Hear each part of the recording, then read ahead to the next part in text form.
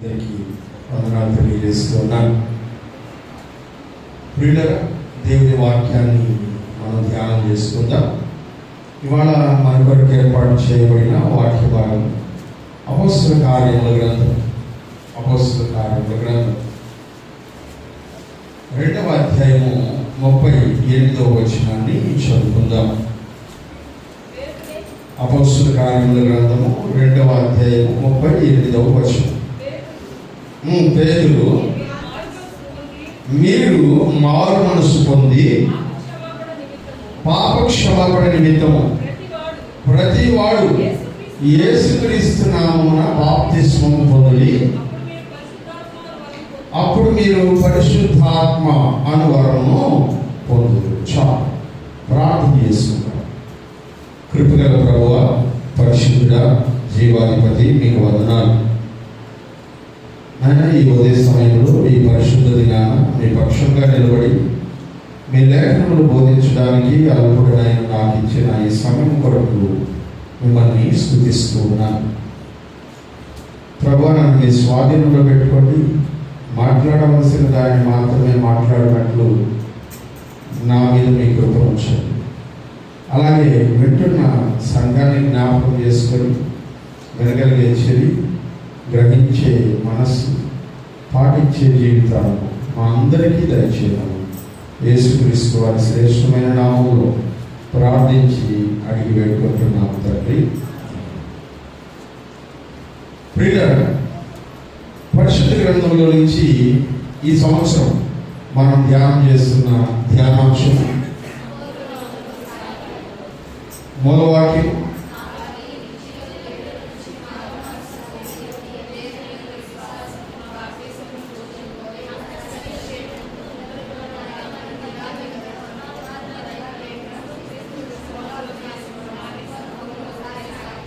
హెబ్రీయులకు రాసిన పత్రిక 6వ అధ్యాయము 1-2 వచనాలని మూలవాక్యంగా చేసుకొని వాక్య ధ్యానాలని మనం ప్రారంభించాము. ప్రియులారా, ఈ వాక్య భాగంలో మొత్తం 3 భాగాలు మనకు కనబడుతున్నాయి. మొదటి భాగము నిర్జీవ క్రియలను విడుచుట. అందులో మనం ఇప్పటిదాకా ఒక 15 వర్తమానాలని ధ్యానం చేసుకున్నాం.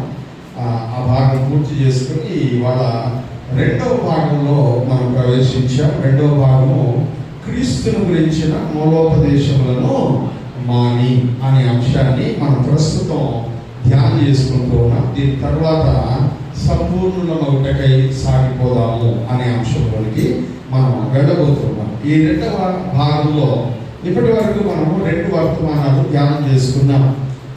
మొదటి వారంలో ఉపోద్ఘాతము, గత వారంలో మరొక వర్తమానాన్ని మనం ధ్యానం చేసుకున్నాం.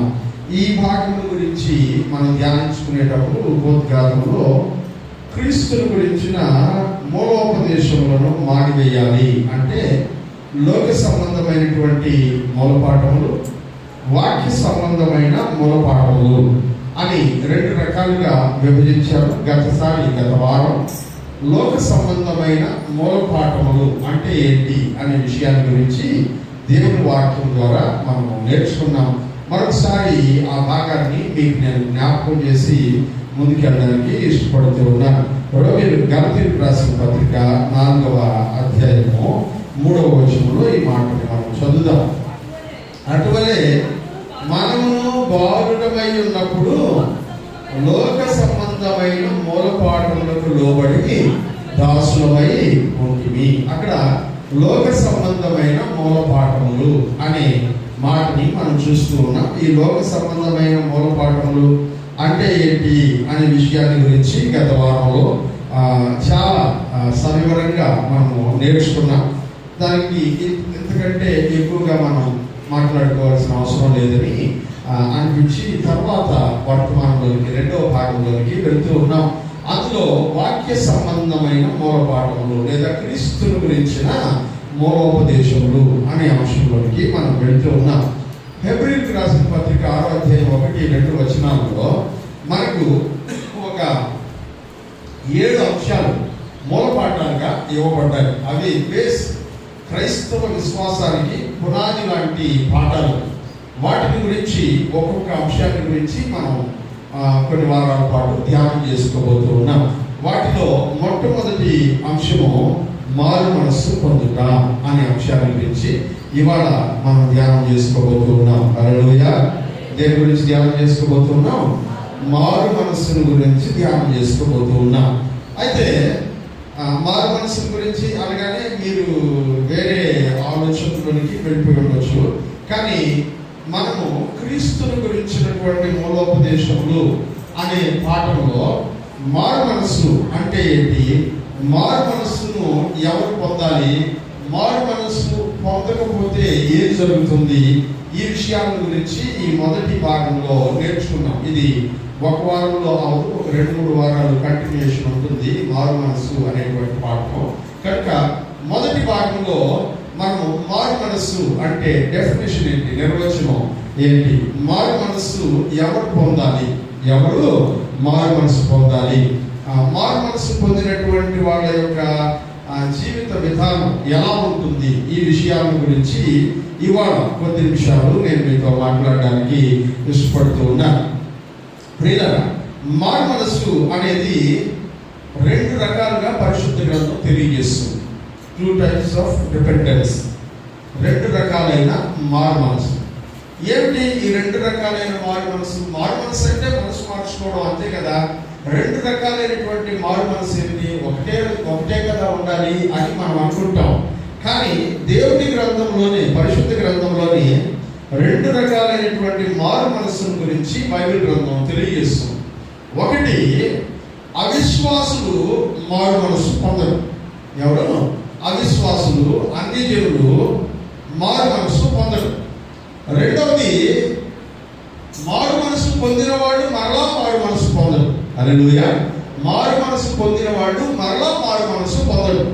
అంటే ఒకసారి రక్షించబడిన తర్వాత, దేవుని గురించినటువంటి విషయాలను తెలుసుకున్న తర్వాత, మన జీవితంలో అప్పుడప్పుడు దొరికేటువంటి చిన్న చిన్న పొరపాట్లని, బలహీనతలని సరి చేసుకోవడానికి మనస్సుని మార్చుకోవడం, దాన్ని 2వ మారు మనస్సు అని చెప్తారు. లేదా ప్రభువునందు విశ్వాసం నుంచి రక్షించబడిన తర్వాత తప్పిపోయినటువంటి వాళ్ళు మారు మనస్సు పొందరు. రక్షించబడిన తర్వాత తప్పిపోయినటువంటి వాళ్ళు మారు మనస్సు పొందరు. ఈ 2 రకాలైనటువంటి మారు మనస్సుల గురించి పరిశుద్ధ గ్రంథం మనకు చాలా స్పష్టంగా తెలియజేస్తుంది ప్రియమైనటువంటి వాళ్ళు. కనుక ఈ వారంలో మనము క్రైస్తవేతరులు, అన్ని జనులు మారు మనస్సు ఎలా పొందాలి. చాలా మంది, చాలా సంఘాల్లో, క్రైస్తవ సమాజంలో మనము కొత్త వాళ్ళని కలిసినప్పుడు, కొత్త క్రైస్తవ విశ్వాసాన్ని కలిసినప్పుడు కొంతమంది అప్పుడప్పుడు మనం అడుగుతూ ఉంటారు, మీరు మారు మనసు పొందారా అని అడుగుతుంటారు. ఈ ప్రశ్న చాలా సహజంగా వినబడుతుంటారు. వాళ్ళ ఉద్దేశం ఏమిటి? మారు మనసు పొందారా అని అడగడంలో వాళ్ళ ఉద్దేశం ఏంటి? మనం క్రైస్తవులే కదా, మనం క్రైస్తవులు అని చెప్పిన తర్వాత కూడా మీరు మారు మనసు పొందారా అని మనల్ని అడుగుతున్నారంటే వాళ్ళ ఉద్దేశం ఏమిటి? ఈ విషయాలన్నింటినీ ఈ పాఠాల్లో మనం నేర్చుకోబోతున్నాం. ఎందుకంటే ఫౌండేషన్, బేస్, దీని గురించి మనకు ఎట్లాంటి సందేహాలు ఇక మీదట ఉండకూడదు. కనుక కంప్లీట్గా దీని గురించి నేర్చేసుకుంటాం. భవిష్యత్తులో ఇక మీద ఇప్పుడు మారు మనసు అనే అంశాన్ని గురించి మన చర్చలో ప్రసంగించాల్సిన అవసరం రాకూడదు. అవసరమైతే మీరే ప్రసంగించే స్థాయిలో దేవుని వాక్యాన్ని నేర్చుకోవాలనేది నా అభిలాష. దేవునికి స్తోత్రం కలుగును గాక. హల్లెలూయా. ప్రియమైనటువంటి వాళ్ళారా, ఈ మారు మనసు పొందడం అనేటువంటి ప్రక్రియ గురించి అన్ని జనులు, క్రైస్తవేతరులు మారు మనసు పొందడం అనేటువంటి ప్రక్రియ గురించి ఇవాళ మనం ధ్యానం చేసుకునేటువంటి ప్రయత్నం చేద్దాం.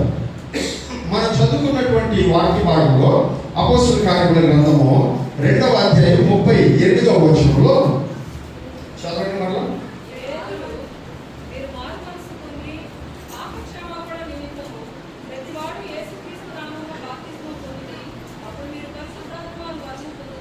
భక్తుడైనటువంటి పేతురు గారు మొదటి ప్రసంగం, ఫస్ట్ మెసేజ్,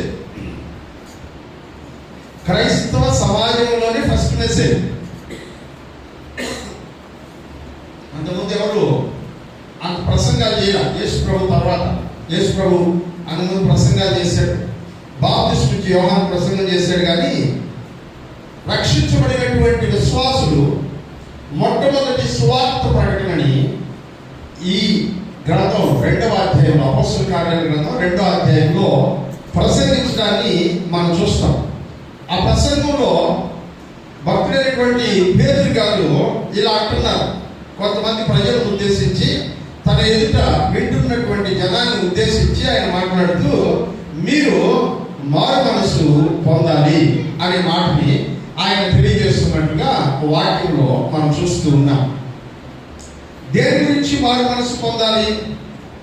మారు మనసు అనడంలో పేతురు గారి యొక్క ఉద్దేశం ఏమిటి అంటే, ఆయన అంటున్నాడు, మీరు అంతకుముందు పని చేస్తున్నారు, దానివల్ల ఇప్పుడు మీరు మారు మనసు పొందాల్సిన పరిస్థితిలో ఉన్నారు. చదువుతారా? అందులో మీరు 36వ వచనాన్ని చూద్దాం. మీరు సిలువ వేసిన ఈ యేసునే దేవుడు ప్రభువుగాను క్రీస్తునుగాను నియమించెను. ఇది ఇశ్రాయేలీయుల వంశమంతయు రూఢిగా తెలుసుకొనవలెను. పేతురు గారు ప్రసంగం అంతా చేసి లాస్ట్ మాట ఏమంటున్నాడంటే, మీరు సిలువ వేసిన యేసును దేవుడు ప్రభువుగాను క్రీస్తుగాను నియమించెను అని చెప్పాడు.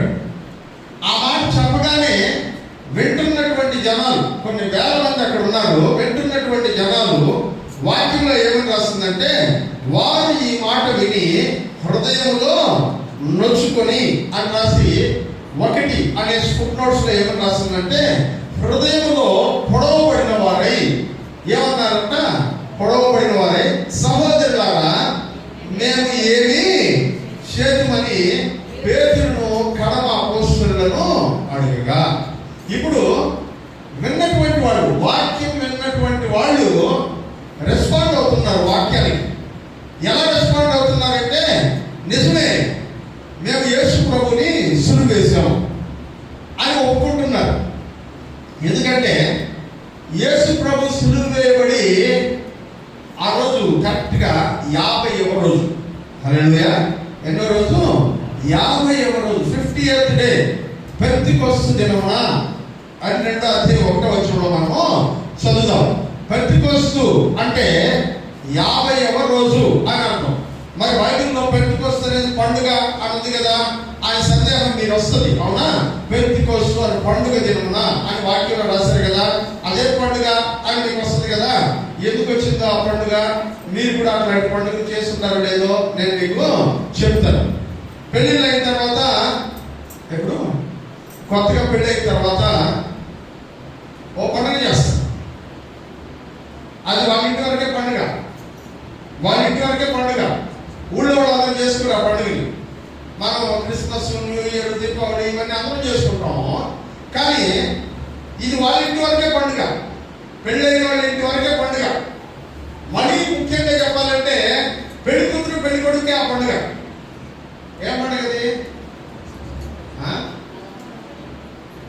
7 రోజులు, 16 రోజులు పండుగ. అదే పండుగ, అదే పండుగ. ఇది కూడా అట్లాంటి పండుగ. ఇది కూడా పస్కా రోజున యేసు ప్రభు సిలువ వేయబడ్డాడు. పస్కా పండుగ రోజున యేసు ప్రభు సిలువ వేయబడ్డాడు. యేసు ప్రభు సిలువకి పెంతెకొస్తు పండుగకి సంబంధం లేదు. పస్కా పండుగ రోజు ఆ యొక్క బలి అర్పించిన తర్వాత 50 రోజులైన తర్వాత, పస్కా పండుగ అయిపోయిన 50వ రోజున ఇశ్రాయేలు ప్రజలందరూ కూడా ప్రథమ ఫలమును కొయ్యడం ప్రారంభిస్తారు. పండుగ ఫస్ట్ తీసుకురావడం మొదలు పెడతారు. ప్రథమ ఫలముల అర్పణ. మీరు కూడా కొంతమంది మీ పంట పొలాల్లో నుంచి కొంత ప్రథమ ఫలాన్ని తీసుకొచ్చి అక్కడ పెట్టారు. అదే నేను దశభాగం కదా ఇచ్చింది అని అంటున్నారా? దశభాగం అయితే లెక్క మాట్లాడారు. అది ప్రథమ ఫలంగానే స్వీకరిస్తారు. ఎందుకంటే మీకు వచ్చినటువంటి రాబడిలో నుంచి ఒక భాగాన్ని, ప్రథమ ఫలాన్ని దేవుని సన్నిధికి, ఇప్పుడు ఆ ప్రథమ ఫలములు ఇచ్చేటువంటి ఆ పండుగ రోజు వరకు, అనగా 50 రోజుల పాటు ఎక్కడెక్కడి నుంచో వచ్చినటువంటి యూదులందరూ యెరూషలేములోనే ఉండి, యెరూషలేములో ఆ పండుగను 50వ రోజున జరుగుతున్నటువంటి ఆ పెంతెకొస్తు పండుగను కూడా ఆచరించి ఆ తర్వాత ఊరికి వెళ్తాం. ఇప్పుడు యేసు ప్రభు సిలువ వేయబడిన తర్వాత 50వ రోజున ఇశ్రాయేలు ప్రజలు జనసమూహం అంతా కూడి ఉండగా భక్తులైనటువంటి పేతురు గారు చెప్తున్నారు, మీరు యేసు ప్రభుని సిలువ వేశారు అని అంటున్నారు. యేసు ప్రభుని సిలువ వేసింది ఎవరు? ప్రధాన యాజకులు, పెద్దలు, అక్కడ ఉండేటువంటి మతాధికారులు, రోమా సైనికులు, పిలాతు, వీళ్ళందరూ కలిసి సిలువ వేశారు. కానీ పేతురు ఎవరిని చూసి అంటున్నారంటే, జనాలందరినీ చూసి మీరు సిలువ వేశారు అని అంటున్నారు. అక్కడ ఉండేటువంటి జనాల్లో కొంతమంది ఆ రోజున యేసు ప్రభువుని సిలువకి అప్పగించినటువంటి సమయంలో యేసు ప్రభువుని చూసినటువంటి వాళ్ళు ఉంటారు, సిలువ యాత్రను చూసినటువంటి వాళ్ళు ఉంటారు, యేసు ప్రభు సిలువ వేయబడవలసిందే అని కేకలు వేసినటువంటి వాళ్ళు ఉంటారు, కొంతమంది మౌనంగా ఉన్నటువంటి వాళ్ళు కూడా ఉంటారు. అందరినీ చూసి యేసు ప్రభు అందరినీ ఒకే రకంగా మాట్లాడుతూ పేతురు గారు అంటున్నారు, మీరు యేసు ప్రభువుని సిలువ వేశారు అని చెప్పారు. ఆ మాట వినగానే వాళ్ళు అంటున్నారు, అవును ఆ రోజు మేము కూడా ఉన్నాం, మేము కూడా అనవసరంగా ఆయన సిలువ వేయమని కేకలు వేశాం, మాకు కూడా దాంట్లో బాగుంది, యేసు ప్రభు చనిపోవడానికి నేను కూడా కారకున్నే అనే ఫీలింగ్ వాళ్ళందరి యొక్క మనసుల్లో ఏర్పడింది. ప్రియమైనటువంటి వాళ్ళ అలా వారందరి మనసుల్లో ఆ ఫీలింగ్ ఏర్పడుతున్నటువంటి తరుణంలో వాళ్ళు అడిగారంట, హృదయంలో నొచ్చుకొని బాధపడి, సహోదరులారా ఇప్పుడు మేమేం చేయాలి, జరిగిపోయింది కదా తప్పు, దాని విషయంలో మేమేం చేయాలి అని అంటే పేతురు గారు అంటున్నారు, మీరు మారు మనసు పొంది. హల్లెలూయా, హల్లెలూయా. మీరు ఇప్పుడు మారు మనసు పొందాలి అంటున్నాడు. ఎలా మారు మనసు పొందాలి అంటే పేతురు గారు అంటున్నాడు, సిలువై సిలువై సిలువై అని కేకలు వేస్తున్నప్పుడు యేసు ప్రభు మీద నీకున్నటువంటి అభిప్రాయం ఏంటి? ఆయన ఏదో పెద్ద ద్రోహం చేసేసాడు, ఇదిగో దేశ ద్రోహం చేసేసాడు, రాజద్రోహం చేసేసాడు, ఇదిగో దైవ ద్రోహం చేసేసాడు, కాబట్టి ఆయన బతకడానికి వీలు లేదు అనేటువంటి అభిప్రాయం మీ మనస్సులో ఉండేది కదా. ఇప్పుడు ఆ అభిప్రాయ మార్పు జరగాలి. హల్లెలూయా. ఆ అభిప్రాయం యొక్క మార్పు జరగాలి. దీన్నే మారు మనసు అని పేతురు గారు ప్రకటిస్తూ ఉన్నారు. ఇప్పటిదాకా మీరు అనుకున్నటువంటి యేసు ప్రభువు వేరు, మీరు ఆయన్ని హంతకుడిగా చూశారు, మీరు ఆయన్ని దేశద్రోహిగా చూశారు, మీరు ఆయన రాజద్రోహిగా చూశారు, మీరు ఆయన్ని దైవద్రోహిగా చూశారు, ధర్మశాస్త్ర విరోధిగా చూశారు. ఇప్పుడు యేసు ప్రభు చనిపోయి 3వ దినమున తిరిగి లేచిన తర్వాత దేవుడు ఆయనను ప్రభువుగాను అలాగే క్రీస్తుగాను నియమించాడు అని ప్రకటించగానే ఇప్పుడు వారికి చెప్తున్నాడు, ఇప్పటిదాకా మీకున్నటువంటి అభిప్రాయం యేసు ప్రభువుని గురించి వేరే, ఇప్పుడు మీకు ఉండవలసిన అభిప్రాయం యేసు ప్రభువుని గురించి వేరే. మీ మనసు మార్చుకోండి, మీ మనసు మార్చుకోండి అని భక్తుడైనటువంటి పేతురు గారు వారితో చెప్పడాన్ని మనం చూస్తూ ఉన్నాం. అయితే ఈ యొక్క పదం మారు మనసు అని చెప్పడానికి తెలుగులో ఉపయోగించిన ఈ పదానికి ఒరిజినల్ గ్రీక్ భాష ఏమిటంటే మెటనోయా అనేటువంటి పదాన్ని ఉపయోగించారు. మెటనోయా అనేటువంటి ఈ పదం యొక్క ఉద్దేశం ఏంటంటే మనసు పూర్తిగా మార్చుకోవడం అన్నాడు, లేకపోతే ముందున్న ఆలోచనకి విరుద్ధమైన ఆలోచన తర్వాత కలగడం అన్నాడు. హల్లెలూయా. ఇంతకు ముందున్న ఆలోచనకి విరుద్ధమైనటువంటి ఇంకొక ఆలోచన కొత్తగా కలగడం, దాన్ని మారు మనసు అని దేవుని యొక్క గ్రంథంలో తెలుగులో మనకు తర్జుమా చేయబడింది. ప్రియమైనటువంటి వాళ్ళ అంటే ఒక మూల మార్పు, బేసిక్ అంతర్గతంగా హృదయంలో జరిగేటువంటి మార్పు, ఉద్దేశంలో పూర్తి విరుద్ధమైనటువంటి లక్ష్యం వైపునకి ముందుకు సాగిపోవడం. ఇంతకు ముందు మనము ఏ వైపుకి వెళుతూ ఉన్నామో దానికి వ్యతిరేక దిశలో ప్రయాణం చేయడం. మీకు అర్థం కావడం కొరకు ఒక మాట చెప్తాను. స్కూల్లో అసెంబ్లీ జరుగుతుందా? ఉదయాన్నే స్కూల్లో అసెంబ్లీ జరుగుతుందా? రిషి ఒకరోజు అసెంబ్లీకి వెళ్తాం. నువ్వు వెళ్ళినప్పుడు అసెంబ్లీలో కొన్ని పదాలు ఉపయోగిస్తుంటాం మనం. ఏంటని చెప్పు. అసెంబ్లీలో ఏం చెప్తారు? అసెంబ్లీలో అటెన్షన్, స్టాండర్డీస్, రెండేనా? ఇంకేమన్నా ఉంటాయి?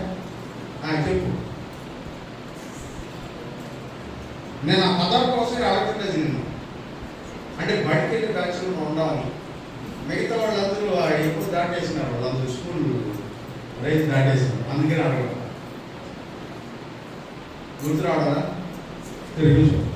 ఇప్పుడు పోలీస్ పరేడ్ గ్రౌండ్కి ఎవరైనా వెళ్ళినారా? పోలీస్ పరేడ్ గ్రౌండ్ ఆగస్టు 15వ తేదీ, జనవరి 26వ తేదీ పరేడ్ జరుగుతుంది. పరేడ్లో టీవీలో చూస్తుంటారు మీరు. పరేడ్ టీవీలో మీరు చూసేటప్పుడు పరేడ్లో ఒక పోలీస్ బెటాలియన్ నడుచుకుంటే వెళ్తుంది. లెఫ్ట్ రైట్ కొట్టుకుంటే వెళ్తుంది. ఎలాగానే కొంచెం దూరం వెళ్ళిన తర్వాత సెల్యూట్ కొట్టి వెనకాల ఒక మాట చెప్తారు, అంటారు. ఎన్నారా పదం ఎప్పుడన్నా? అప్పుడు ఏం జరుగుతుంది చెప్పండి?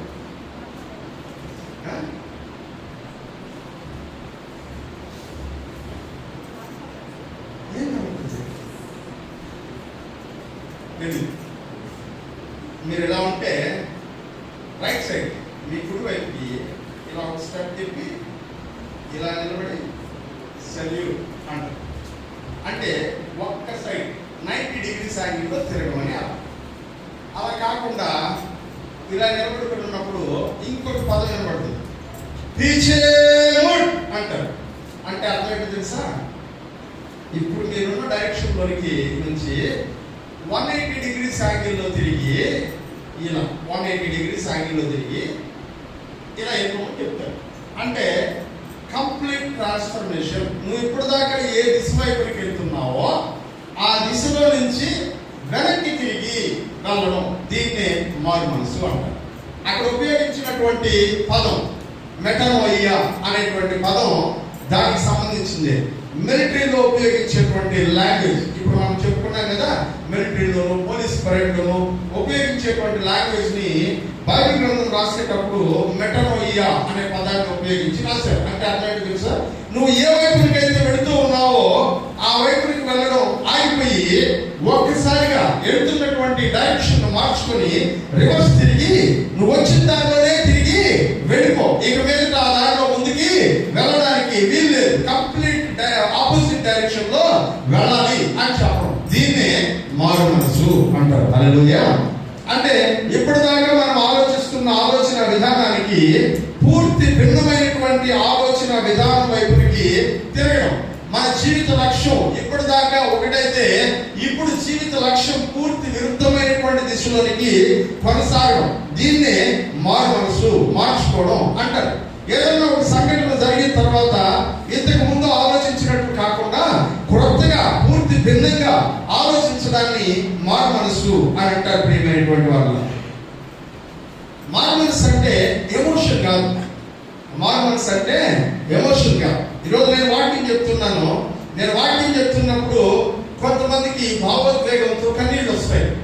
నేను చెప్తున్నటువంటి మాటలు ఇది నా హృదయంతోనే మాట్లాడుతుంది అని అనిపించి కొంతమంది కన్నీరు విడిచేటువంటి వారు ఉంటారు. మారు మనసు పొందుతున్నాం అని అనుకుంటారు. కానీ మారు మనసు అనేది ఆ టైంలో నువ్వు కార్చేటువంటి కన్నీళ్లు నీ మారు మనస్సునికి ప్రతిరూపం ఎప్పటికీ కాదు. చాలా మంది అనుకుంటారు, నేను కన్నీళ్లు విడిచేస్తే మారు మనసు పొందేశాను, నా కన్నీళ్ళు వచ్చాయి కాబట్టి నాకు మారు మనసు వచ్చేసింది, నా హృదయంలో బాధ వచ్చింది కాబట్టి నేను మారిపోయినాను అని అనుకుంటారు. నీ భావోద్వేగం, నీ ఫీలింగ్స్, నీ ఎమోషన్స్ మారు మనసుకి కేవలం ఒక సపోర్ట్ మాత్రమే. మారు మనసు అంటే కన్నీళ్లు కాదు, మారు మనసు అంటే ఏడుపు కాదు, మారు మనసు అంటే నీ హృదయంలో కలిగేటువంటి వేదన కాదు. ఇవి కేవలం ప్రారంభం. నీ మారు మనసుకి కేవలం ప్రారంభం మాత్రమే. చాలా మంది అనుకుంటుంటారు, నా కన్నీళ్ళు వచ్చేసాయి, దుఃఖం వచ్చేసింది, నేను తట్టుకోలేక ఏడ్చేశాను, నా మనసు మారిపోయింది. మారు మనసు ఒక ఎమోషన్ కాదు ప్రియులారా. మారు మనసు మనం అనుకున్నటువంటి విధానంలోనికి ఎమోషన్తోనే స్టార్ట్ అవుతుంది. కానీ మన ఎమోషన్ మించినటువంటిది మారు మనసు. అంటే అర్థం ఏంటో తెలుసా? ఈ ఎమోషన్ క్యారీ అవ్వాలి. ఇప్పుడు నేను చేస్తున్నది తప్పు అనే విషయం నీ హృదయంలో స్థిరంగా ఉండాలి. ఆ తప్పైనటువంటి దారి నుంచి నేను మరలా ఎలా బయటికి రావాలి అనేది నీకు అర్థం కావాలి. అలా ఆలోచించినప్పుడు ఇక మీదట ఈ రూట్లో నేను వెళ్ళకూడదు అని నువ్వు నిర్ణయం తీసుకుని ఆ నిర్ణయాన్ని అమలు పరుస్తావే, దాన్ని హల్లెలూయా. నువ్వు ఏడవచ్చు. చాలా ప్రసంగాలు మీరు వింటున్నప్పుడు, టీవీలో చూస్తున్నప్పుడు, స్తుతి ఆరాధన నడిపిస్తున్నప్పుడు చాలా మంది ఏడ్చి కన్నీళ్లు విడిచి ఆరాధన చేస్తున్నారు. మంచిది, దేవునికి స్తోత్రం. కానీ నీ కన్నీళ్లు నీ మారు మనస్సునికి ప్రతిరూపము కాదు. నీ కన్నీళ్లతో కూడినటువంటి ఎమోషన్ మారు మనస్సులకు ప్రతిరూపం ఎప్పటికీ కాదు. అది కేవలం ఒక ప్రారంభం మాత్రమే. మారు మనస్సు అంటే అది ఒక నిర్ణయం. మారు మనస్సు అనేది ఒక నిర్ణయం. ఆ నిర్ణయం ఎప్పుడు జరుగుతుంది అంటే నీ భావోద్వేగం కంటిన్యూ అయ్యి ఇప్పుడు నేను జీవిస్తున్నటువంటి జీవితం సరైనది కాదని తెలుసుకొని ఇక మీదట ఇలా బ్రతకూడదు అని నిర్ణయించుకొని ఆ నిర్ణయాన్ని అవలంబించిన రోజున నీ మారు మనస్సుకి నిజమైనటువంటి ప్రతిఫలం కనబడుతుంది. హల్లెలూయా, హల్లెలూయా. మారు మనస్సు అంటే నీ బిహేవియర్లో కనబడాలి. ప్రాక్టీస్. మనసు మారితే ప్రవర్తన మారిపోతుంది. హల్లెలూయా, హల్లెలూయా. మనసు మారితే ఏం మారిపోతుందట? ప్రవర్తన మారిపోతుంది. ఉదాహరణకి నిన్నటి దాకా తెలుసో తెలియకో కొన్ని రకాలైనటువంటి అబద్ధాలు చెప్తూ లైఫ్ లీడ్ చేస్తున్నాం. సడన్గా నీ మైండ్ మార్చుకున్నావు. ఇంకా నేను అబద్ధం చెప్పకూడదు అని డెసిషన్ తీసుకున్నాను. అబద్ధం చెప్పడం వల్ల వచ్చిన ఫలితం నీ హృదయంలో బాధని కలిగించింది. కన్నీళ్ళు వచ్చాయి, ఏడ్చావు. నేను చెప్పకుండా ఉండాల్సింది అని అనుకున్నావు. అనుకున్న తర్వాత ఇక మీద చెప్పకూడదు అని ఒక నిర్ణయం తీసుకున్నావు. అయినా కూడా అది మారు మనసు కాదు. నిర్ణయం తీసుకున్న తర్వాత కూడా మరలా మరలా మరలా నువ్వు అలాగే చేస్తా ఉంటే నువ్వు ఏం చేయలేదట? నువ్వు మారలా. కానీ నిర్ణయం తీసుకొని దాన్ని అవలంబిస్తే, దాన్ని ప్రాక్టీస్ చేయడం స్టార్ట్ చేస్తే మన జీవితంలో అబద్ధాలు ఆగిపోతాయి. ఆగిపోయిన తర్వాత మీరు చెప్పండి నేను మారానని, మిమ్మల్ని చూసిన వాళ్ళందరూ చెప్తారు మీరు మారారు. హల్లెలూయా. మారు మనసు జీవితంలో రిఫ్లెక్ట్ అవుతుంది, జీవితం మీద కనబడుతుంది. మనం మాట్లాడే పద్ధతి, మనం నడిచే విధానం, మనం అనుసరించేటువంటి వ్యూహం, మనం ఆలోచన విధానం అన్నీ మారిపోతాయి. అది మారు మనసు. హల్లెలూయా. నిజమైనటువంటి మారు మనసు అంటే అది. అంతేగాని ఒక బలమైనటువంటి వాక్యం నీ హృదయాన్ని గాయపరిచినప్పుడు కలిగేటువంటి వేదన వలన వచ్చే కన్నీళ్లు మారు మనసుకు సాదృశ్యం ఎప్పటికీ కాదు. చాలా మంది ఈ ఫీలింగ్స్ తోనే అన్ని జరిగిపోతాయి అని అనుకుంటున్నారు. ఫీలింగ్స్ తో ఏం జరగవు. ఫీలింగ్స్ నుంచి నీ జీవితం బయటకు వచ్చి మార్పులోనికి వచ్చినప్పుడే నువ్వు మారు మనసు పొందిన అనుభవంలో ఉన్నావని అర్థం. ప్రియమైనటువంటి వాళ్ళారా, ఈ మారు మనసు నీ జీవితంలో, నీ ప్రవర్తనలో చాలా తేడా తీసుకొస్తుంది. నీ జీవిత విధానాన్ని మార్చేస్తుంది. నీ జీవిత విధానాన్ని మార్చేస్తుంది. ఇందులో కలిగేటువంటి మార్పు ఏంటంటే చాలా అడ్జస్ట్మెంట్స్ చేసుకుంటుంది మనసు. హల్లెలూయా. మనసు చాలా అడ్జస్ట్మెంట్స్ చేసుకుంటుంది. మనకి అలవాటు అయిపోతుంది. బయట వెళ్తాం, పనికి వెళ్తాం, నలుగురిలో ఉండేటప్పుడు బూతులు మాట్లాడడం అలవాటు అయిపోతుంది. ఆటోమేటిక్గా ఏమైపోతుంటాయంట చెప్పండి, ఫ్లోలో వచ్చేస్తాయి. ఎలా వచ్చేస్తే ఫ్లోలో వచ్చేస్తాయి. ఫ్లోలో వచ్చేస్తున్నప్పుడు నీ సెన్స్ ఒకటి చెప్తుంటుంది, అరే నేను మాట్లాడకూడదు అనుకున్నాను కదా, ఎందుకు మాట్లాడుతున్నాను అని సెన్స్ చేసి ఇమీడియట్గా ప్రభా సారీ, ఇంకోసారి మాట్లాడుకున్నాను, నేను కంట్రోల్ చేసుకున్నాను అని నెమ్మదిగా కొద్ది రోజులు అయిపోయేటప్పటికే 5 months 6 months తర్వాత చూస్తే నోట్లో మాట మారిపోయింది, పద్ధతి మారిపోయింది, కోపం చూపించే విధానం మారిపోయింది. చూసే జనాల్లో వీడు ఇంకొక మాట ఎంకొక మాట ఇంగ్లీష్ వాడుతున్నాడు, మానేసుకున్నాడు. డిఫరెన్స్ ఎవరికి కనబడుతుంది? మన మారు మనసు యొక్క డిఫరెన్స్ నిజమైనటువంటి మారు మనసు. హల్లెలూయా. ఆ నిర్ణయం నీ మనసులో నువ్వు ఇలా తప్పుడు మాటలు మాట్లాడటం అనేటువంటి అభిప్రాయం వల్ల నువ్వు బాధపడ్డావు, కన్నీరు విడిచావు, అక్కడితో అయిపోదు.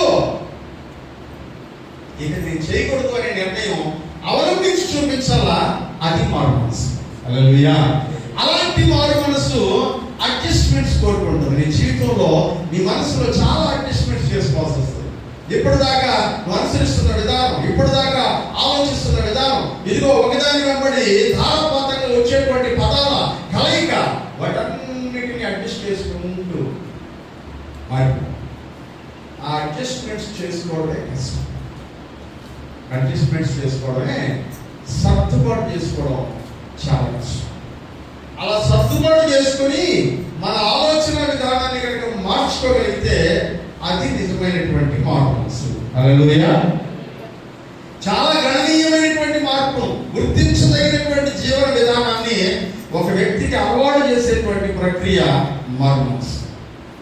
నేను తత్వజ్ఞానాన్ని మీకు బోధించట్లేదు. దైవ వాక్యంలో ఉన్నటువంటి మారు మనసు అనే పదానికి డెఫినేషన్ మాత్రమే చెప్తా ఉన్నా నేను. అపొస్తలుల కార్యాల గ్రంథం 3:19 చూద్దాం.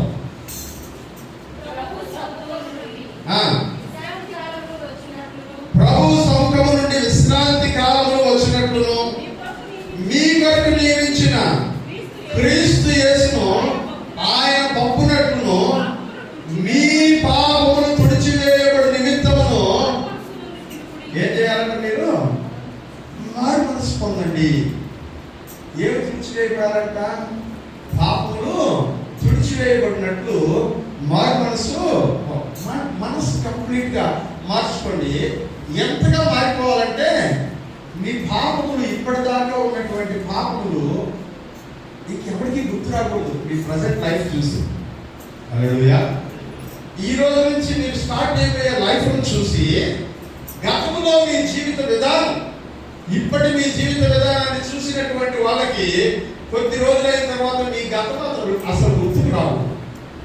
అంతలా మార్పు పొందాలి. ఇది మారు మనసు. హల్లెలూయా. మారు మనసు పొందేవా ఆయన మాట అడిగేస్తే కాదు. మారు మనసు పొందినటువంటి విధానం వేరు. గతంలో నీ వ్యవహారం, గతంలో నీ మాట, గతంలో నీ ప్రవర్తన, గతంలో నీ యొక్క జీవిత విధానం, ఇప్పటి నీ జీవిత విధానం, ఇప్పటి జీవిత విధానం గత జీవిత విధానాన్ని మరిపింపజేయాలి. అది మారు మనసు. అందుకనే పేతురు గారు చెప్తున్నాడు, ఆ పాపములు కంప్లీట్ గా తుడిచేయబడాలి. అంతగా ఇప్పుడు జీవిత విధానం మారాలి. యేసు ప్రభువుని నమ్ముకుని ఎన్ని సంవత్సరాలు అయిందో ఒకసారి గుర్తు చేసుకో.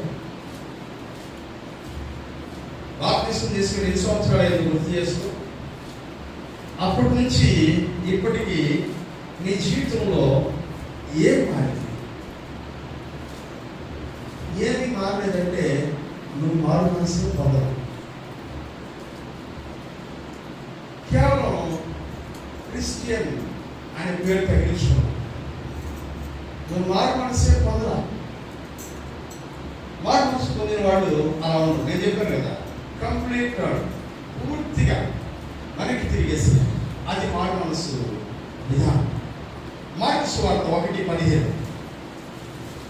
మార్కు సువార్త 1:15. కాలము సంపూర్ణమైనది, దేవుని రాజ్యము సమీపించి ఉన్నది. మారు మనసు పొంది సువార్త నమ్ముడని చెప్పుచు, దేవుని సువార్త ప్రకటించుచు గలిలయకు వచ్చెను. ఇది యేసు ప్రభువు గురించి చెప్తున్నటువంటి మాట. యేసు ప్రభు ఏం చెప్తున్నాడంటే, మారు మనసు పొందండి అని ప్రజలందరికీ చెప్తూ గలిలయ ప్రాంతంలో ఉండబడినటువంటి వాళ్ళందరికీ యేసు ప్రభువే సువార్తను ప్రకటిస్తూ ఉన్నాడు. ఆయన చెప్తున్నాడు, మీరు మారు మనసు పొందండి. అంటే అర్థం ఏంటి తెలుసా? ఇప్పుడు మీరు ఉన్నటువంటి జీవిత విధానం మంచిది కాదు. ఇప్పుడు మీరు చేస్తున్నటువంటి ఏది మంచిది కాదు. మారు మనసు పొందండి. యేసు ప్రభు చెప్పాడు. యేసు ప్రభు కంటే ముందు ఇంకొక ఆయన చెప్పాడు మారు మనసు గురించి. లూకా సువార్త 3:3-6 వరకు.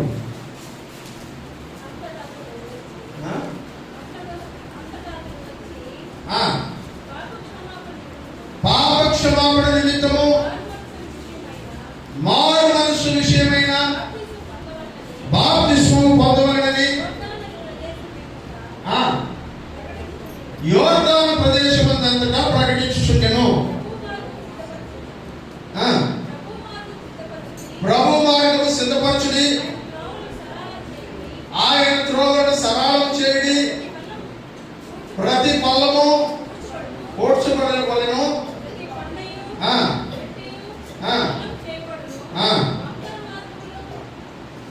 చదువు. వంకర మార్గములు నున్నని వగును, కరుకు మార్గములు నున్నని వగును, సకల శరీరులు దేవుని రక్షణ చూచెదరు అని అరణ్యములో కేకవేయుచున్న ఒకటి శబ్దము అని ప్రవక్త అయిన యెషయా గ్రంథంలో, వాక్య గ్రంథంలో రాయబడినట్లు ఇది జరిగింది. బాప్తిస్మం ఇచ్చిన యోహాను ఏం ప్రకటిస్తున్నాడంట? మారు మనస్సును గురించిన బాప్తిస్మాన్ని గురించి ప్రకటిస్తా ఉన్నాడు.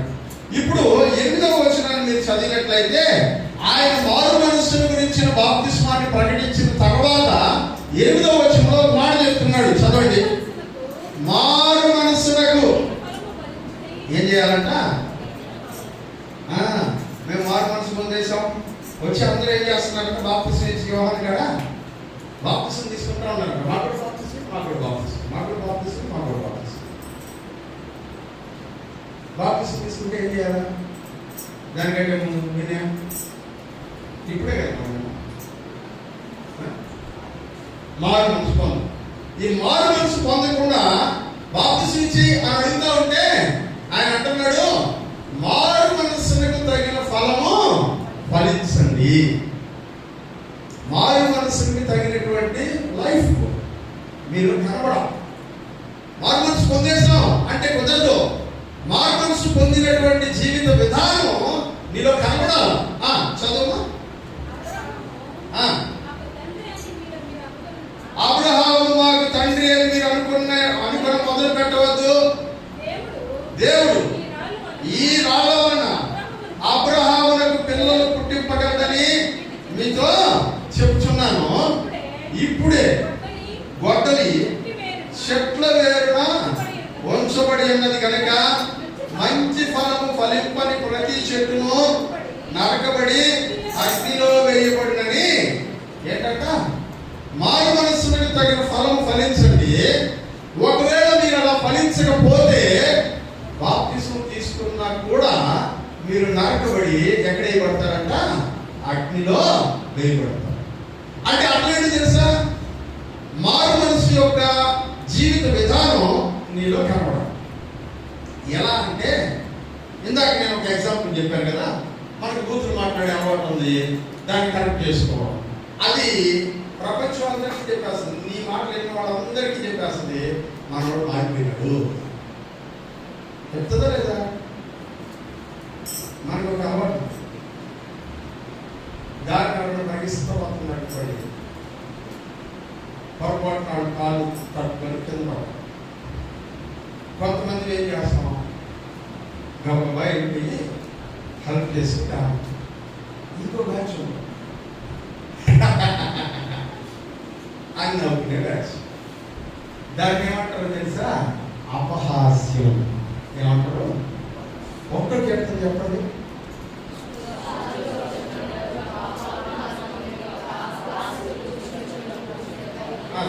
నాకు కావాల్సింది వచ్చేసి ఏమని చేసిందంట?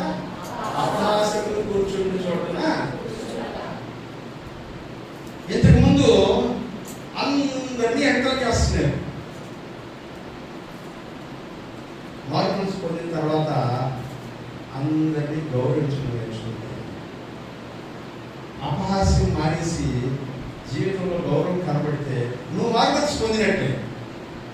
అప్పుడు అపహాస్యం చేసి ఇప్పుడు అపహాస్యం చేసి నువ్వు మారిన ఉండడానికి రిజల్ట్ ఏంటి, ప్రతిఫలం ఏంటి, ఎలా చూపిస్తావు మారు మనసు?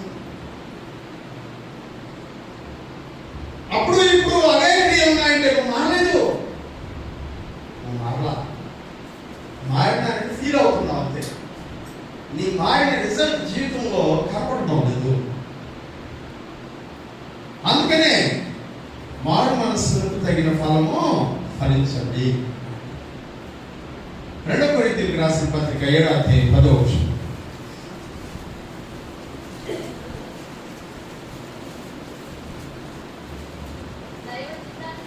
దైవ చిత్తానుసారమైన దుఃఖము రక్షణార్థమైన మారు మనస్సును కలుగజేయును. హల్లెలూయా. ఎట్లాంటి దుఃఖం అంట? ప్రతి ఏడుపు మారు మనస్సును కలిగించదు, ప్రతి కన్నీటి కొట్టు మారు మనస్సులకు నిదర్శనం కాదు. నేను అదే చెప్పాను ఇందాక. మారు మనస్సులకు ప్రతిరూపం నీ ఏడుపు మొహం కాదు. మారు మనస్సులకు ప్రతిరూపం ఏంటో తెలుసా? దైవ చిత్తానుసారమైన దుఃఖం. ఈరోజు ఏడ్చావు, ఈ కన్నీళ్లు రేపటి నుంచి నీ లైఫ్ మార్చేయాలి. అలా మార్చేస్తే అది ఆ దుఃఖానికి విలువ దేవుడు ఇస్తాడు. హల్లెలూయా. నీ కన్నీళ్లు దేవుడు తన పుట్టిలో దాచిపెడుతున్నాడు అని వాక్యంలో చూసావు కదా. ఆ కన్నీళ్లు దేవుడి పుట్టిలో దాచిపెట్టడం అంటే నువ్వు కాల్చిన ప్రతి కన్నీటి కొట్టు దాచిపెడుతున్నాడు అని అర్థం కాదు. ఇదిగో నా జీవితాన్ని మార్చుకోవడానికి ఎప్పటిదాకా నేను జీవించిన జీవిత విధానం సరైనది కాదని ఎరిగి నీ మనసులో దుఃఖం ఏర్పడితే, పశ్చాత్తాపం కలిగితే, పశ్చాత్తాపంతో కూడినటువంటి ఆ దుఃఖము దేవుడు లెక్క పెట్టేటువంటి కన్నీటి కొట్టు యొక్క విలువగా మారుతుంది. హల్లెలూయా. అందుకనే దైవ చిత్తానుసారమైన దుఃఖము మారు మనస్సును కలిగిస్తుంది. ఎప్పుడన్నా కలిగిందా?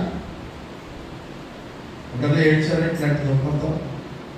ప్రభు, నా వల్ల కావడం, నేను ఇలా జీవించలేకపోతున్నాను, ఇప్పటిదాకా జీవించిన జీవితం వ్యర్థంలాగా నాకు కనపడుతుంది. ఎప్పుడన్నా ఏడ్చారా? మనం ఎందుకు అడస్తాం? ప్రభు, నాకు కష్టం, అది తీర్చేచ్చు కదా ప్రభు. నేను కూడా ఒకసారి జాగ్రత్తగా కావాలనుకుంటున్నాను, తీర్చేచ్చు. దానికోసం ఏడుస్తాం. ప్రభు అప్పుడు ప్రభు నేను తీర్చే ప్రభు ఏడుస్తాం.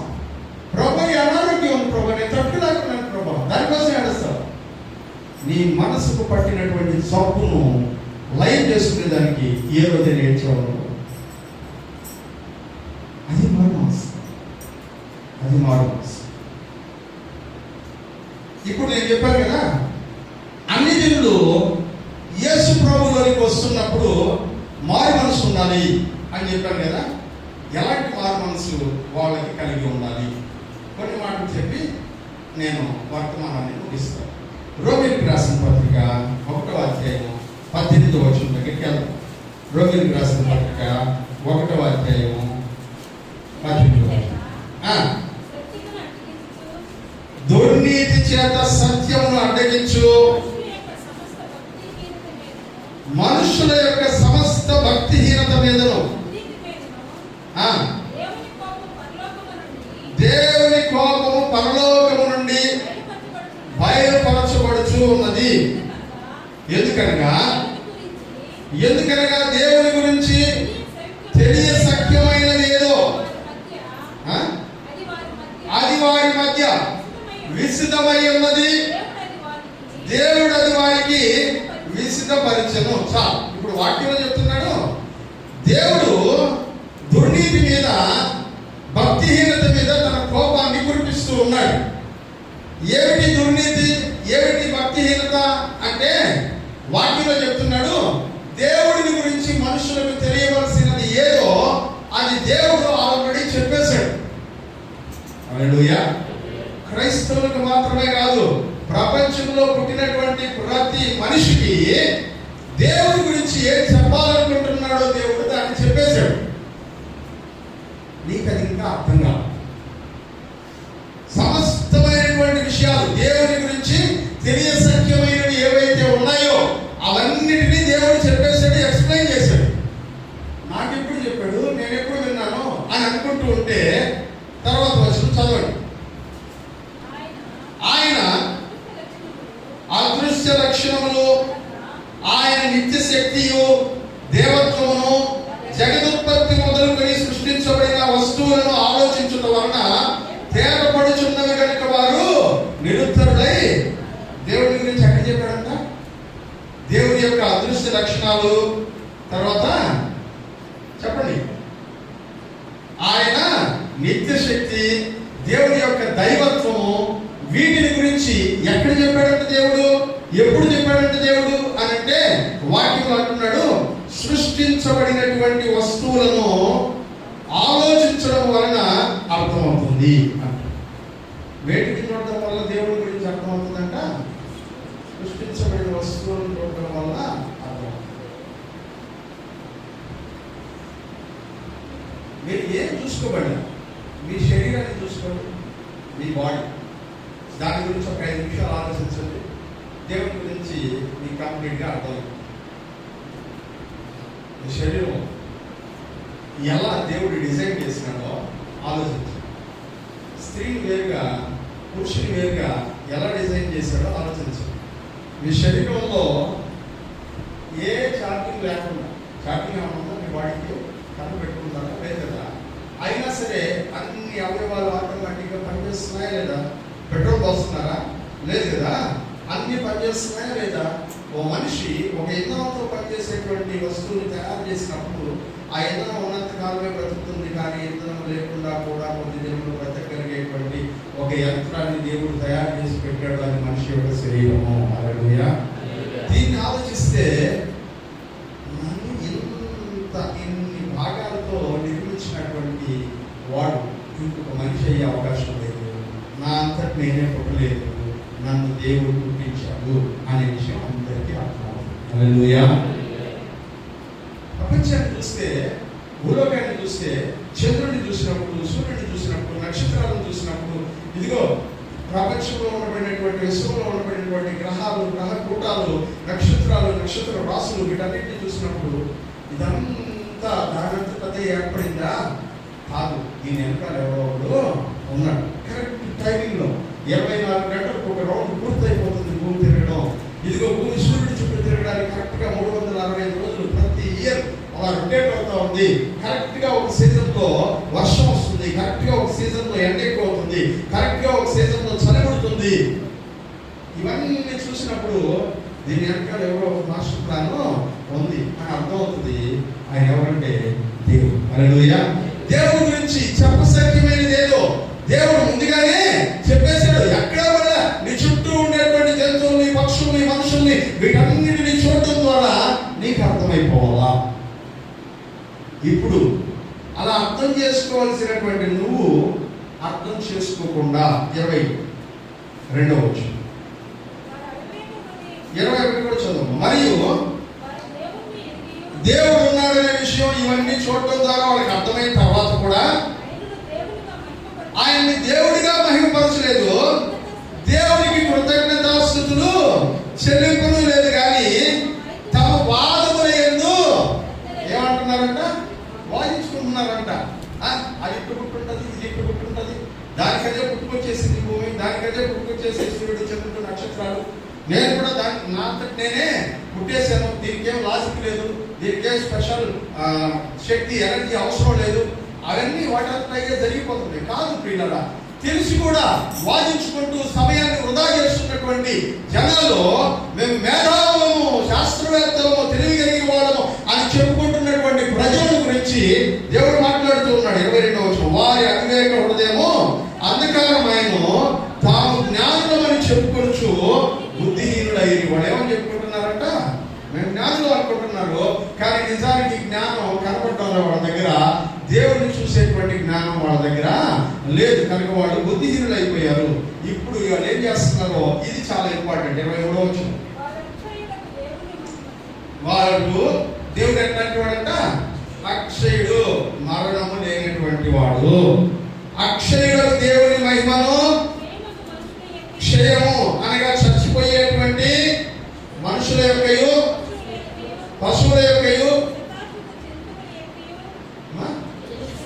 4 చతుష్పాద జంతువుల యొక్కయు, పురుగుల యొక్కయు ప్రతిమా స్వరూపములుగా మార్చి ఏం చేశారట? దేవుని యొక్క మహిమను, ఎంత కెపాసిటీ ఉన్నటువంటి దేవుని మహిమను, లేకపోతే అమర్చమైనటువంటి దేవుని మహిమను, చావు లేనటువంటి దేవుని మహిమను ఎలా మార్చారట? మనిషి రూపానికి, జంతువుల రూపానికి, పక్షుల రూపానికి, పురుగుల రూపానికి మార్చేసి నువ్వే నా దేవుడు, నువ్వు మహిమ అని ఆరాధించుకోవాలి ప్రారంభించు. ఇప్పుడు ఒక క్రైస్తవేతరుడు ఎలాంటి మారు మనసు పొందాలని దేవుడు కోరుకుంటున్నాడు తెలుసా? నిజమే ప్రభా, నువ్వు ఒక్కడే దేవుడు. చుట్టూ ఉండేవన్నీ చూస్తే నాలాగే పుట్టిని అయ్యో, నాలాగే చచ్చిపోతాయి అయ్యో. నేను ఎటున్నాను కాదు, నేను శాశ్వతుడి కాదు. ఆ చెట్టు శాశ్వతం కాదు, జంతువులు శాశ్వతం కాదు, కొండలు గొట్టులు ఏవి శాశ్వతం కాదు. శాశ్వతం కాని వాటిని నేను దేవుడిని మొక్కుతున్నాను, నేను చేసేది. సో ఈ ఫీలింగ్ నేను వచ్చిన తర్వాత, నేను తప్పు చేశానని అర్థమైన తర్వాత మారు మనసు పొందితే మళ్ళీ లైఫ్లో వాటి వైపు చూడకూడదు, వాటికి నమస్కరించకూడదు, వాటికి పూజించకూడదు. ఇది ఒక అన్ని దేవుడికి అవకాశం మారు మనసు. హల్లెలూయా. అర్థమైందా? మారు మనసు పొందావా అంటే అర్థమైంది తెలుసా? ఇదే ఆదివారం కూడా చర్చకు వచ్చి సిబిసితో బాగా పార్టిసిపేట్ చేసి ఏడన్నా తిన్నాడు కనపడితే అక్కడికి వెళ్ళిపోయి డాన్స్ చేసి, అది మారు మనసు కాదు. తిన్నాడు కనపడితే వెళ్ళిపోయేది, వాళ్ళు ఎక్కడ తిరుగుతూ ఉండేది, డాన్స్ చేసుకుంటూ ఉండేది, అది మారు మనసు. నువ్వు ఇంకా మారు మనసు పొందలా. నిన్నటి దాకా ఏదైతే దైవం కాదని నువ్వు నిన్నటి దాకా ఏదైతే దైవం అని నమ్మి ఇది దైవం కాదని తెలుసుకొని నిజమైనటువంటి దైవం వైపునకు నువ్వు తిరిగేసావో వీటిని వదిలేయాలి. వాటి జోలి మనకు ఉండకూడదు. అందుకని ఎవరి పత్రికలు అంటాడు, వెళ్ళాలా దగ్గర ఉన్న జోలికి పోగుడి అని చెప్పుకున్నాడు. దాని వైపు తిరగకూడదు. అది మారు మనసు. ఒక అన్యజనుడు రక్షించబడడానికి, బాప్తిసం పొందడానికి కావలసిన మారు మనసు ఏంటో తెలుసా? అది దేవుడు కాదు, నిజమైన దేవుడు ఆయన ఉన్నాడు, ఆయన్ని ఆరాధించాలి కానీ వీటిని ఆరాధించకూడదు అని నిర్ణయంలోనికి వచ్చి ఆ నిర్ణయాన్ని ప్రాక్టీస్ చేయడం మారు మనసు. హల్లెలూయా, హల్లెలూయా. అదే ఇక్కడ చెప్తున్నాడు, వారు మనుషుల యొక్కయు, పక్షుల యొక్కయు, చతుష్పాద జంతువుల యొక్కయు, పురుగుల యొక్కయు ప్రతిమా స్వరూపములుగా వాటిని మార్చేసి సత్యమును అసత్యానికి మార్చేశారు. సృష్టికర్తకు ప్రతిగా సృష్టిని పూజించాం. ఇప్పుడు మనం మనసు మార్చుకున్నాం, నేను సృష్టికర్తనే పూజిస్తాను అని నిర్ణయం తీసుకున్నాం. సత్యములకు లోబడతాను అని నిర్ణయం తీసుకున్నాం. ఒక అన్యజనుడు యేసు ప్రభువునందు విశ్వాసం ఉంచుతున్నప్పుడు కలగాల్సిన మారు మనసు. మారు మనసు నిర్వచనం చెప్పాను. ఒక అన్యజనుడు మారు మనసు పొందేటప్పుడు ఎట్లాంటి మారు మనసులోనికి రావాలి అనే విషయాన్ని చెప్పాను. నేను ఇప్పటి వరకు ఆరాధించిన అన్నీ కూడా దేవుడు దేవతలు, అవి నాలాగే నశించిపోయేటువంటి రూపంలో చేయబడ్డాయి. నశించిపోయేటువంటి రూపంలో చేయబడింది ఏది దేవుడు కాదు. నశించిపోయినది మాత్రమే దేవుడు, పాడైపోయినది, చావు లేనిది మాత్రమే దైవము. ఆ చావు లేనటువంటి వాడు యేసు ప్రభు మరణాన్ని గెలిచి మూడో దినం తిరిగి లేచి చావు లేదని నిరూపించుకున్నాడు. ఆయన్నే నేను దేవుడిగా ఆరాధిస్తాను. ఇది మారు మనసు. ఈ ఒక్క విషయం నీకు మనసులోకి వస్తే బాప్తిజం తీసుకోవడానికి తగినటువంటి మారు మనసు నీకు వచ్చేసింది అని. హల్లెలూయా. ఇది అన్ని జనులు రక్షణలోనికి నడిపించబడడానికి అవసరమైన మార్గం. అందుకనే ఒక్క రోజులో, ఒక్క గంటలో వాక్యం చెప్పి బాప్తిసం చేశారు కదా. ఫిలిప్పు ఇథియోపియా దేశానికి చెందినటువంటి నపుంసకుడికి రథంలో కూర్చొని వాక్యం చెప్తే అక్కడ నీళ్లు ఉన్నాయి, నాకు బాప్తిసం అంటే ఒక గంట 2 గంటల వాక్యం చెప్పి వెంటనే బాప్తిసం చేశాడు. ఎందుకంటే అతని మనసు మారిపోయింది. నేను ఆరాధించకూడదు దాన్ని ఆరాధిస్తున్నాను, ఇక మీద అటు జోలికి వెళ్ళను, ప్రామిస్ చేస్తున్నా అని చెప్పి బాప్తిసం తీసేసుకున్నాడు. అయిపోయింది. అలాగే ఫిలిప్పులో ఉండబడినటువంటి జైలు అధికారి దగ్గరికి పౌలు సేనలు వెళ్ళినప్పుడు, అయినా రక్షించబడడానికి నేనేం చేయాలంటే నువ్వు నీ ఇంటి వాళ్ళు ఇప్పటిదాకా ఆరాధిస్తున్న వాటిని వదిలేసి యేసు ప్రభువుని అంగీకరించండి అని చెప్పారు. ఆ రోజు రాత్రి కూడా బాప్తిసం చేశారు వాళ్ళందరికీ. అది మారు మనసులకు తగిన, అది రక్షించబడడానికి తగినటువంటి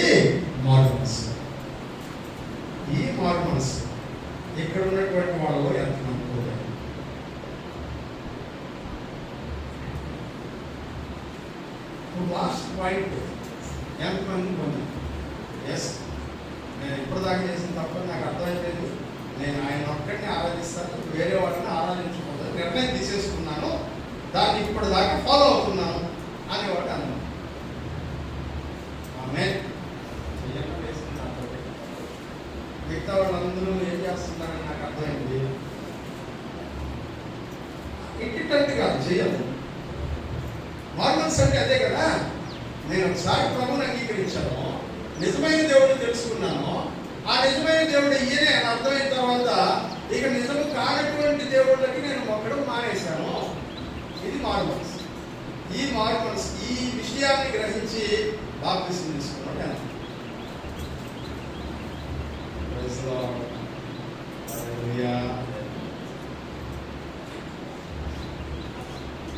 ఇంకో మార్మన్స్ బైబిల్లో ఆది కారణం నుంచి ప్రకటన గ్రంథం దాకా ఆ మార్మన్స్ గురించే ఎక్కువ చెప్పారు.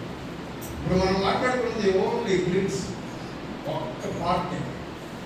మార్మన్స్ గురించి రాబోయేటువంటి వారాల్లో పాత నిబంధన గ్రంథం, కొత్త నిబంధన గ్రంథం రెండింటిలో ఉన్నటువంటి మార్మన్స్ యొక్క వ్యత్యాసాన్ని మనం నేర్చుకోబోతున్నాం. అసలు మనం నిజంగా మార్మన్స్ పొందామా లేదా అనేది మనల్ని ప్రశ్నించుకునేటువంటి అవకాశం రాబోయేటువంటి వారాల్లో మనకు కనబడుతుంది. ప్రస్తుతానికైతే రక్షణాత్మకమైన మార్మన్స్ గురించి నేర్చుకుంటాం. తనలో ప్రార్థన చేస్తాం.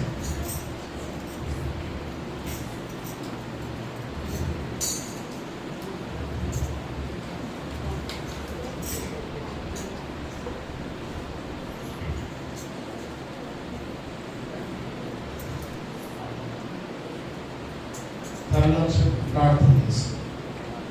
ఇప్పటిదాకా మారు మనసు అంటే ఎలా మనం మారు మనసు పొందాలి, మన జీవితాన్ని ఎలా క్రమపరుచుకోవాలి విషయాన్ని మనం వింటూ వచ్చేప్పుడు మారు మనసు నిర్వచనం చాలా బలమైంది.